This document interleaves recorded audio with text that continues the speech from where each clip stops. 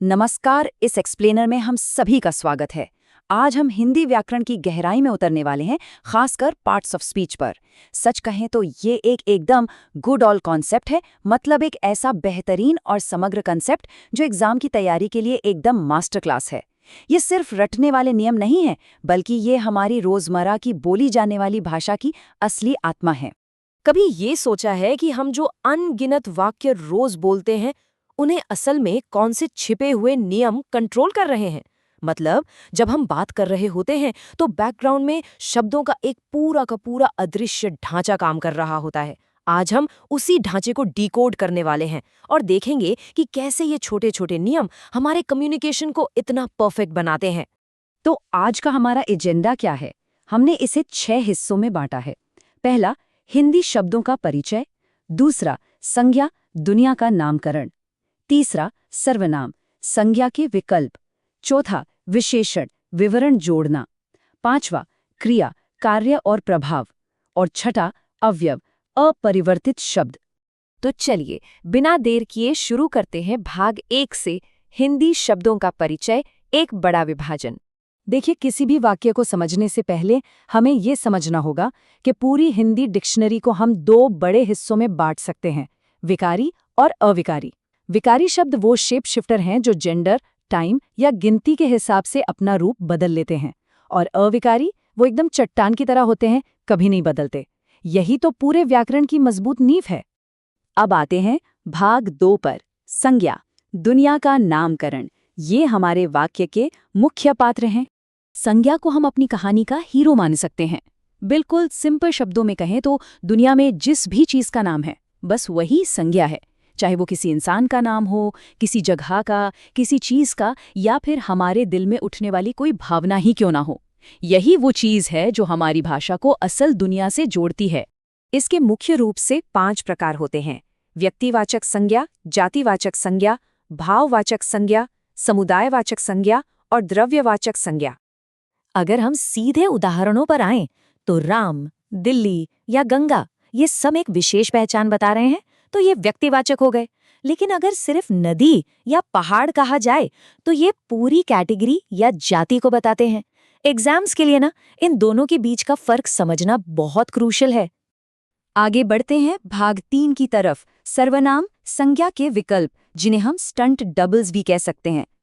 सर्वनाम बिल्कुल उन स्टंट डबल्स की तरह हैं जो संज्ञा की जगह काम करते हैं। अब इमेजिन कीजिए, अगर हम किसी कहानी में बार बार एक ही नाम लेते रहें, कितना अजीब और बोरिंग लगेगा ना।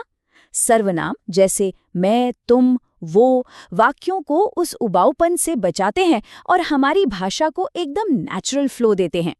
सर्वनाम 6 अलग अलग रोल प्ले कर सकते हैं: पुरुषवाचक, निजवाचक, निश्चयवाचक, अनिश्चयवाचक, संबंधवाचक और प्रश्नवाचक। जैसे जब भी वाक्य में कौन या क्या आए, तो समझ जाइए कि वहां प्रश्नवाचक सर्वनाम है। और जब कहा जाए कि कोई आ रहा है, तो वो अनिश्चयवाचक सर्वनाम का काम है। दिमाग में ये छोटी छोटी बातें बिठा लेने से चीजें बहुत आसान हो जाती हैं। अब बारी है भाग 4 की, विशेषण, विवरण जोड़ना। ये हैं भाषा के कॉस्ट्यूम डिजाइनर। ये विशेषण असल में भाषा के कॉस्ट्यूम डिजाइनर्स हैं। ये वो शब्द हैं जो संज्ञा या सर्वनाम में रंग, गुण या मात्रा जैसी डिटेल्स ऐड करते हैं। मतलब ये बताते हैं कि कोई चीज कैसी है, कितनी है या किस रंग की है। इन्हीं से तो हमारी बातें ज्यादा मजेदार और सजीव बनती हैं। ये 4 तरीके से काम करते हैं: गुणवाचक, जो रंग या आकार बताते हैं; परिमाणवाचक, जो वजन या माप बताते हैं; संख्यावाचक, जो सटीक गिनती बताते हैं; और सार्वनामिक, जो इशारे करने के काम आते हैं। चलिए अब आते हैं भाग 5 पर, क्रिया, कार्य और प्रभाव। ये है हमारा असली एक्शन सीक्वेंस। किसी भी वाक्य में क्रिया वो इंजन है जो सब कुछ चलाता है। इसे समझने का सबसे बेहतरीन तरीका है एक सवाल पूछना कि क्या इस एक्शन का असर किसी और चीज पर पड़ रहा है। इस एक सवाल से हम क्रिया के पूरे गेम को समझ सकते हैं। इसी आधार पर क्रिया 2 तरह की होती है, सकर्मक और अकर्मक। अगर काम का सीधा असर किसी वस्तु या कर्म पर पड़े तो वो सकर्मक है, और अगर असर सिर्फ काम करने वाले तक ही रहे तो वो अकर्मक है। बहुत सिंपल। उदाहरण के लिए, सीता खाना बना रही है। यहाँ बनाने का सीधा असर खाने पर हो रहा है, तो खाना हमारा कर्म है। या सुरेश पानी पी रहा है, इसमें पानी पर असर साफ देखा जा सकता है। ये सब सकर्मक क्रिया के एकदम सटीक उदाहरण हैं। और अब हमारा छठा और आखिरी भाग, अव्यय, अपरिवर्तित शब्द। इसे हम अडिग मंच कह सकते हैं।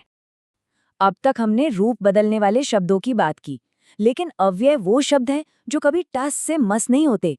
चाहे जेंडर बदले, टाइम बदले या लोगों की गिनती बदले, ये हमेशा हर हाल में अपने मूल रूप में ही टिके रहते हैं। रोजमर्रा की बातों में हम इन्हें लगातार इस्तेमाल करते हैं। जब, तब, किंतु, परंतु, और, ये सारे अव्यय हैं। ये वाक्यों के बीच में सीमेंट का काम करते हैं, जो पूरी भाषा को मजबूती से एक साथ जोड़े रखते हैं। इनकी 5 मेन कैटेगरीज होती हैं: क्रिया विशेषण, अव्यय, संबंध बोधक, समुच्चय बोधक, विस्मयादि बोधक और निपात। ये सब अलग अलग तरह से वाक्यों को जोड़ते हैं या फीलिंग्स एक्सप्रेस करते हैं, पर अपना रूप कभी नहीं बदलते। तो क्या अब हम अपने आसपास की हर चीज, हर एक्शन को इन पार्ट्स ऑफ स्पीच के फ्रेमवर्क में फिट करके देख सकते हैं? व्याकरण के इस गुड ऑल कॉन्सेप्ट को एक बार समझ लिया तो सच में भाषा को देखने का नजरिया ही बदल जाता है। ये मेंटल एक्सरसाइज जरूर ट्राई कीजिएगा।